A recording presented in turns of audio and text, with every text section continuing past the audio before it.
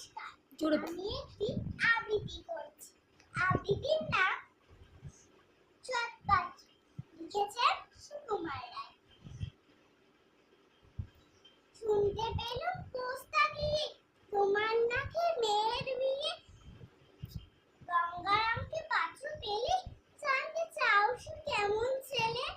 মন্দ নয় সে পাত্র ভালো, রং যদিও বেজায় কালো। হাতটা সরো। তার উপরে মুখের গঠন অনেকটা ঠিক পেঁচার মতো। বিদ্যে বুদ্ধি বলছি মশাই, ধর্মী ছেলে অধ্যাবসায়। 19টি বার ম্যাট্রিক এসে ঘায়েল হয়ে থামলো শেষে, বিষয় আশায়